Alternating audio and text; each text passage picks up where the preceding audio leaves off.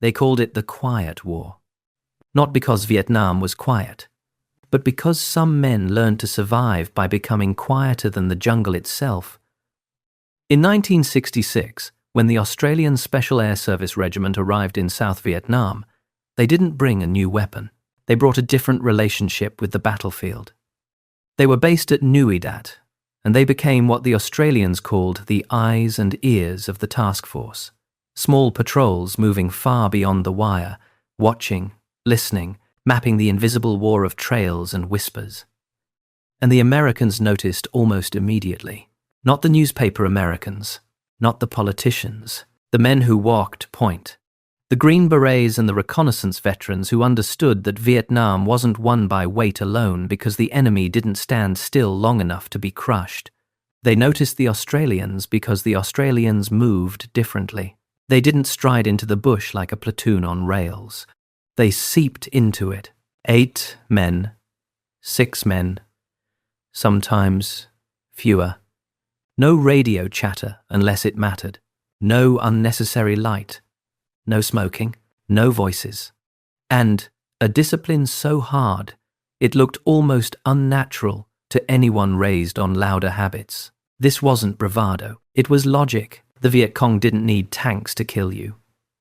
They needed you to make a mistake. A boot on a branch. A canteen. Tapping a buckle. A careless silhouette at the wrong time of day. A patrol halting in an open patch because it looked safe. In Phuoc Thu province, the jungle didn't forgive those mistakes. It remembered them. The Australian SAS were rotated through Vietnam in sabre squadrons from 1966 to 1971. They patrolled not only Phuoc Thu, but also into surrounding provinces when required. Bien Hoa, Long Khan. Binh Thuy doing reconnaissance and offensive operations deep in enemy territory. On paper, it sounds clinical. Reconnaissance, observation, offensive patrols. But in the bush, it felt like something else. It felt like being alone inside a green furnace, with sweat running down your spine, leeches finding the soft places behind your knees, and the air so thick you could taste it. And inside that atmosphere, the SAS did what unnerved larger forces. They refused to announce themselves. American units in Vietnam had a certain rhythm shaped by the size of the war. Helicopters, artillery, airstrikes, big movements, big noise, big responses. When Americans fought, the whole sky often knew about it. And in many places, that was necessary. But it also created an expectation, an identity the Viet Cong could read. The Australians weren't better soldiers by nationality. They were different by design. They had grown up inside a smaller army culture that valued patrol craft, restraint, and a kind of patient aggression.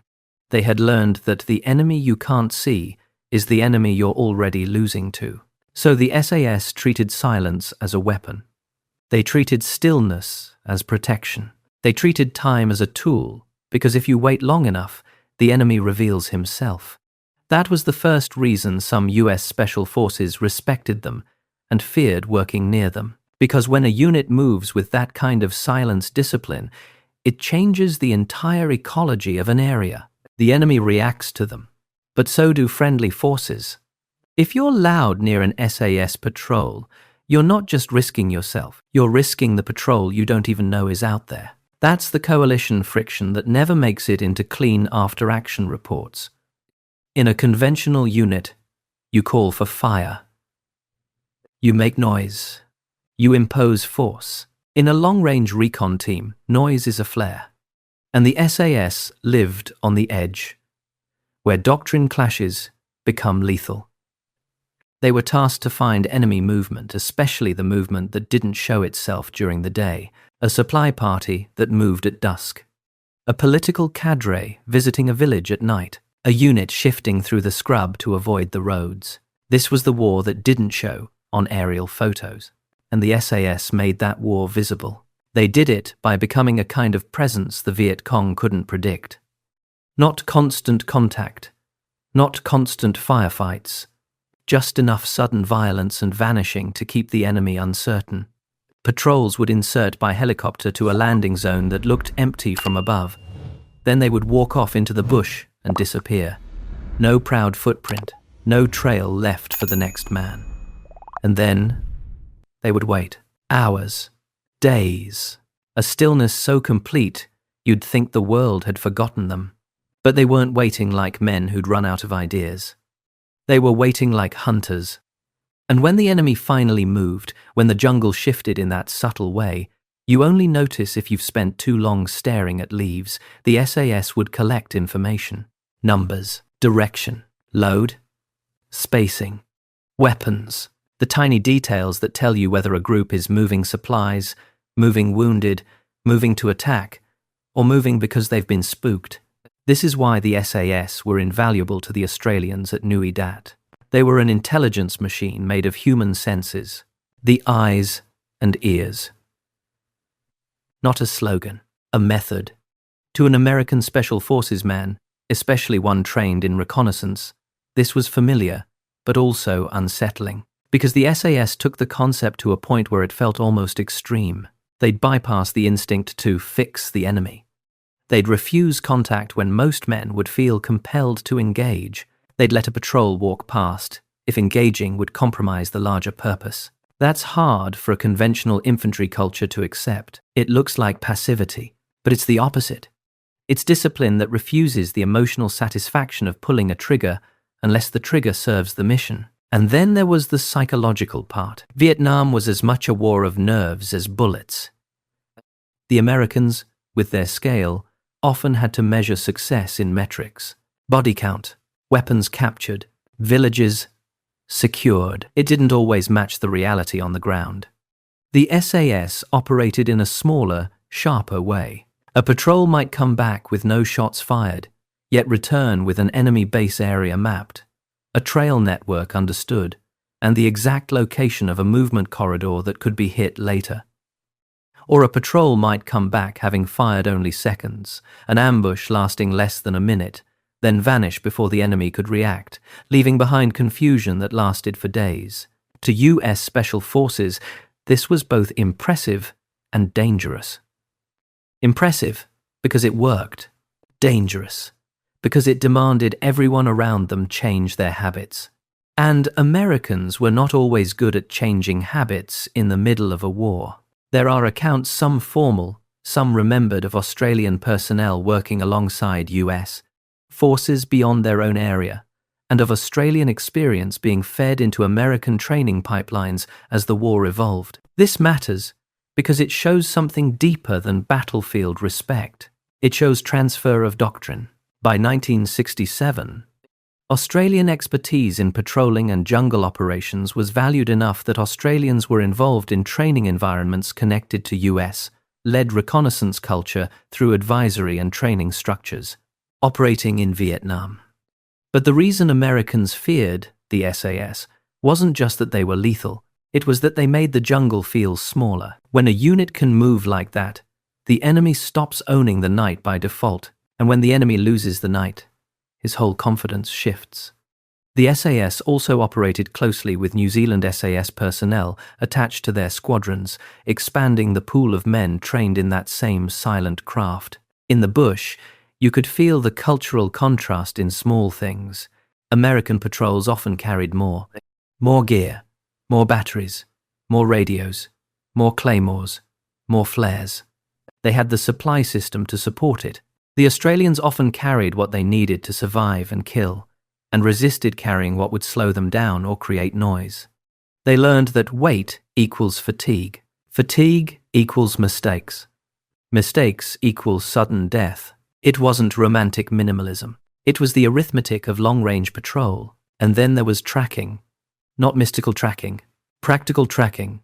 Reading broken grass. Freshly turned soil. A twig bent the wrong way. A footprint that's too clean to be old. Vietnam's bush is not an open desert where tracks speak loudly. It's thick, wet, deceptive. But the SAS culture placed huge emphasis on noticing, on making the jungle give up information it didn't want to surrender. American Special Forces understood this too, but the SAS, operating in their smaller national context, had refined it into habit, and those habits made them difficult to work with for people who didn't share them.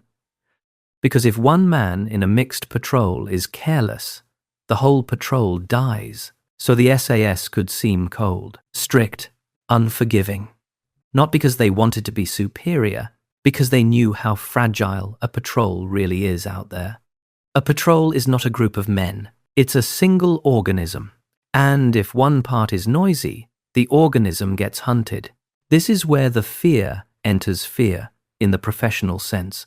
If you're a US Special Forces man, you don't fear the SAS as enemies. You fear the standard they impose. You fear being the man who breaks silence. You fear being the one who shifts wrong, coughs wrong, steps wrong, and gets someone killed. And in Vietnam, guilt can be heavier than a pack. The SAS also had a reputation for patience that felt unnatural in the American tempo. They could lie up for long periods without moving. They could accept discomfort without fidgeting. They could tolerate insects crawling over their faces because brushing an insect away is movement, and movement is visibility. That level of restraint is not common, even among good soldiers, especially among soldiers who are used to always doing something. And yet, the SAS seemed to do nothing, until suddenly they did something irreversible. An ambush. A sudden close-range burst, a mine strike on a track, a brief exchange, and then silence again. This created myths, myths among the enemy, and myths among allies. The enemy began to fear ghost patrols. Allies began to speak about them in a half-whispered tone, the way men talk about something they respect but don't fully understand. But myth is never the real story. The real story is always uglier and more precise. It's men drenched in sweat, starving for water discipline, knees bruised from crawling, eyes stinging from constant vigilance. It's the awareness that you're operating beyond the easy reach of support. That artillery might be too risky because of proximity. That helicopter extraction might not come if the weather closes. That your radio might not reach if the canopy swallows your signal. And still you go, because reconnaissance isn't about heroism. It's about seeing first. And in Vietnam, seeing first could save an entire company from walking into an ambush line. This is why SAS reconnaissance mattered to the wider Australian effort, and why it mattered to Americans who were smart enough to listen. Because a war like Vietnam punishes force that moves blind. The SAS existed to prevent blindness. And to men who had watched friends die because someone thought the area was clear, that felt like the closest thing to control the jungle would ever allow. The irony is that the SAS didn't always fit comfortably inside Allied command structures. Coalition war creates hierarchy, and hierarchy creates assumptions about who takes orders from whom. But special reconnaissance doesn't always obey rank in the way conventional plans want it to, because the patrol commander on the ground sees something the map doesn't. And sometimes he refuses to be pushed into a move that will get his men killed. That refusal, quiet, professional, absolute, could sound like defiance. And defiance inside a war machine creates friction, especially with a superpower that's trying to coordinate a war of massive scale. So the fear wasn't always admiration. Sometimes it was irritation. Sometimes it was the discomfort of dealing with a unit that operated by different rules. Rules that were written in blood and experience. Rules that said, we don't do loud when quiet will do. We don't do fast when patient will do. We don't trade lives for noise. And when people later talked about fear, what they really meant was this. If you were US Special Forces and you found yourself near an SAS patrol box in the Vietnamese bush, you felt like the jungle had rules again. But those rules were strict. And they demanded a level of discipline that many men, good men, weren't used to sustaining. The Americans who respected the SAS learned. They lowered their voices. They watched their footing. They stopped doing the small, careless things that felt harmless in a bigger unit, because around the SAS, harmless habits could become fatal. And the Americans who didn't respect them sometimes paid, not in dramatic movie scenes, in small, irreversible moments. A patrol that got too close to an SAS hide site and brought enemy attention with it. A helicopter approach that flared too loud over the canopy and made the enemy look. A radio call made too casually that revealed a pattern. In Vietnam, patterns got you killed. That's why the SAS refused to become predictable. And that refusal, disciplined, relentless, was the real source of the fear. Not fear of Australians. Fear of what happens when the jungle notices you, and fear of the kind of men who can move through that jungle without being noticed at all. Because once you've seen that done, once you've watched 8 men slip into green silence and return days later with the enemy's movements laid bare, you don't just feel impressed, you feel exposed, like you've been fighting too loud, too obvious, too heavy. And you start to wonder how many of your losses weren't inevitable at all, but simply the cost of being heard. There was a moment in every long-range patrol when you stopped pretending the jungle was just terrain. It became a living system, a thing that heard you, a thing that remembered you. And once you accepted that, you stopped asking the bush for permission. You started negotiating with it. That's what US Special Forces men recognized in the Australians, not a different flag. A different mindset. The Americans who spent their war on the edges, Green Berets, LRRPs, recon teams, already understood the fundamentals. They lived by them. They bled by them. They knew that Vietnam punished the loud and rewarded the unseen. So why did the Australian SAS feel different? Because they took those fundamentals and made them ruthless. They didn't treat silence as nice to have. They treated it as law. And law has consequences. In Vietnam, the bush was full of invisible lines, trails used at night, footpaths that looked like nothing until you stepped on a tripwire, safe clearings that were safe only because the enemy wanted you to think they were. The SAS were good at reading those lines, and once they read them, they started living inside them, observing them, ambushing them, mapping them like arteries. If you're a US Special Forces man tasked with your own recon, you learn quickly that the most dangerous thing in Vietnam is to assume you're the only hunter in the area. Sometimes the SAS were already there, watching, waiting. In a hide so well built, you could walk past it at 10 meters and never know. This is the part that unsettled even experienced Americans, because it introduced a new fear. Not fear of enemy contact. Fear of friendly presence you can't detect. It sounds absurd until you've lived it. You're moving quietly, slow and careful, and you catch a shape in peripheral vision. Nothing obvious, just a slight unnatural stillness. A patch of shadow that feels too complete. You stop, you listen. Your heartbeat feels like a drum. Then a hand signal appears from nowhere. Not waving, not dramatic, just a small motion that says, "Don't move, not yet." And suddenly you realize you've walked into someone else's operation, someone who's been lying there for hours, someone who will not be forgiving if you compromise their concealment. It's not arrogance, it's survival math. Because if an SAS patrol has been observing an enemy trail for 12 hours and you blunder through with sloppy noise, you haven't just ruined their mission. You may have killed them. The Viet Cong didn't just react to contact, they reacted to patterns. And when a pattern changed suddenly, they hunted the change. So the Americans who worked near the SAS learned something uncomfortable. You could be a good soldier and still be too loud. You could be trained and still be predictable. You could be brave and still be wrong. This is where the fear becomes real, not as rivalry, but as professional dread. Because around the SAS, the standards moved. They rose. And if you couldn't meet them, you didn't just embarrass yourself. You endangered everyone. There were also the doctrinal collisions. The US way of war in Vietnam at scale was built on responsiveness. If you had contact, you could call for support. Artillery, gunships, airstrikes, helicopter lift. A safety net made of firepower, but that net had a cost. Noise, visibility, predictability. Every time a gunship came in, the enemy learned a rhythm. Every time artillery walked a grid, the enemy learned a timing. Every time a helicopter insertion happened, the enemy learned where you like to land.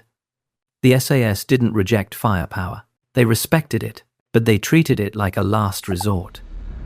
Because they knew the enemy's greatest talent was not courage. It was adaptation. So the Australians used a different kind of leverage. They used uncertainty. They were not always where they should have been. They did not move when the enemy expected. They didn't always shoot when a target presented itself. And the enemy couldn't relax because he couldn't predict the Australians' behavior. That's what made them dangerous. And that's what made them hard for conventional American planners to control. In a headquarters, control is comfort. You want to know where your elements are. You want radio check-ins. You want constant updates. But the jungle turns radio discipline into a weapon too. The more you talk, the more you reveal. The more you reveal, the more the enemy learns. The SAS understood this at a cellular level. Short transmissions, tight codes, minimal schedule. If they could solve a problem without speaking, they did. And that unnerved Americans who lived inside a system where communication was life. Because communication was life, until it became a beacon. So, the fear came from the contradiction. The SAS proved that less communication could mean more survival. And that challenged the instincts of units that had been trained to call, confirm, coordinate, and report. Then there was the way the Australians handled contact. In many US units, contact became an event you fought through, often with an emphasis on holding ground long enough to bring in support. In SAS culture, contact, unless it served a deliberate purpose, was contamination. It meant you'd been found. It meant the enemy had your scent. It meant your mission might be compromised for days after. So, SAS patrols often broke contact aggressively and vanished, not retreating in panic, disappearing by design. The Viet Cong could be skilled at fixing a unit in place, using fire and maneuver in thick cover, drawing you into a kill zone you didn't realize existed until the rounds were already cracking around you. The Australians learned not to give the enemy that gift. They used speed and deception in reverse, slipping sideways through scrub, changing direction, leaving false sign, moving in ways that made pursuit costly and uncertain. That ability made their patrols hard to read, even for allies. And that, again, created a certain kind of fear. Because when you can't read a unit, you can't easily integrate it. You have to trust it. And trust is hard in a war where friendly fire was always waiting behind a misheard grid reference. This is one reason Americans sometimes wanted the Australians out of an area when big operations were planned. Not because the Australians were a problem.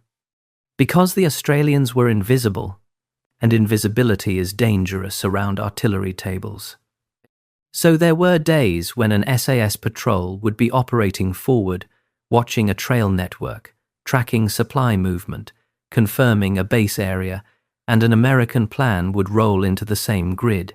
An air assault scheduled, a fire mission planned, a sweep moving with momentum, and someone would realize too late that the jungle wasn't empty. That Allied forces were overlapping in the same space. This is where the phrase feared starts to make sense in another way. US Special Forces didn't fear the Australians because they were unreliable. They feared the consequences of being near them without knowing.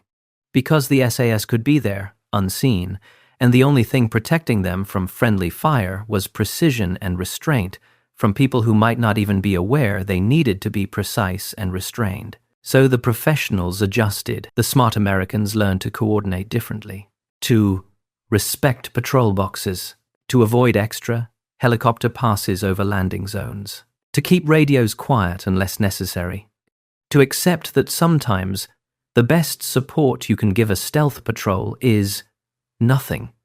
No noise, no movement, no visible presence, just space. And that is hard for a big war machine to accept. Because a machine wants to act. A stealth unit wants to wait. And in Vietnam, waiting could be more lethal than action. There's also the cultural friction. the unspoken stuff. Australians had a certain bluntness, a way of speaking that didn't wrap itself in ceremony. And SAS men operating with high risk and high autonomy tended to be even more direct. If you were careless, they didn't soften the message. They didn't have time. They'd look at you with that flat, tired stare and say something simple that cut deeper than any insult. Too loud. And if you were an American who'd been in country long enough to lose friends, you didn't get offended. You got quiet because you knew that too loud was not a critique. It was a death sentence delivered in advance. That's another reason the SAS were feared. Not because they were cruel, because they were honest. And honesty in Vietnam could feel like a threat to your ego. But it also saved lives. The best US Special Forces men, those who lived in the same world of long patrols and hidden fighting, often respected the SAS for that ruthlessness. They recognized it as professionalism, stripped of comfort. And they shared a common language that didn't need many words. A nod, a hand signal, a short whispered confirmation. That kind of mutual recognition is rare. It doesn't happen because of alliance treaties. It happens because both sides have felt the same fear in the same terrain. The fear of being seen first. The fear of walking into an ambush line you never knew existed. The fear of realizing you've been in enemy country all day and the only reason you're alive is because the enemy hasn't decided to kill you yet. So, what did US Special Forces fear most about the Australian SAS? They feared the reminder that the jungle didn't reward power. It rewarded craft. They feared the way the Australians made war feel personal again. Close, quiet, patient, when so much of the American war depended on scale and volume. They feared that the Australians were right about certain things, that many of the losses came from being predictable, that many of the firefights were fought on the enemy's terms because the enemy had learned the rhythm of the machine, and they feared the way the SAS could take that rhythm and break it, not by matching it, by refusing to participate. If you've ever listened to jungle at night, you know how sound becomes meaning. A single metal click can feel like a scream. A whispered order can feel like thunder. Sometimes the bush goes quiet before contact, like the insects are holding their breath. In that environment, the SAS weren't just good fighters. They were good listeners. And listeners are dangerous because they learn things before the rest of you even realize there's something to learn. That's why the Viet Cong feared them. And that's why American professionals respected them, and sometimes feared being anywhere near them when they weren't ready to meet the same standard. Because around the SAS, there were no excuses, only consequences. And in Vietnam, consequences arrived fast, silent, and final. So the legend that grew around the Australian SAS wasn't built on propaganda. It was built on behavior, on men who could move through the bush without being felt, on patrols that could sit inside enemy territory and watch without firing, then return with the truth, on a kind of discipline that made the jungle itself feel less chaotic because it reintroduced rules. Strict rules, rules that said, if you are quiet enough, you get to see first. If you see first, you live. And if you live, you get to choose when the violence begins. That was the fear, not of Australians. Of what Australians proved was possible in Vietnam, that the war didn't belong to the loudest force. It belonged to the force that could disappear and still strike. And once you've seen that done, once you've operated alongside men who can turn silence into dominance, you don't go back to being casual in the bush. You don't laugh as loudly. You don't talk on the radio unless you must. You don't move without thinking about the sound your body makes. Because now you know the jungle is listening. And you know there are men in that jungle who can listen better than you can. That's not rivalry. That's respect sharpened into caution. And in Vietnam, caution was the closest thing to mercy you ever got.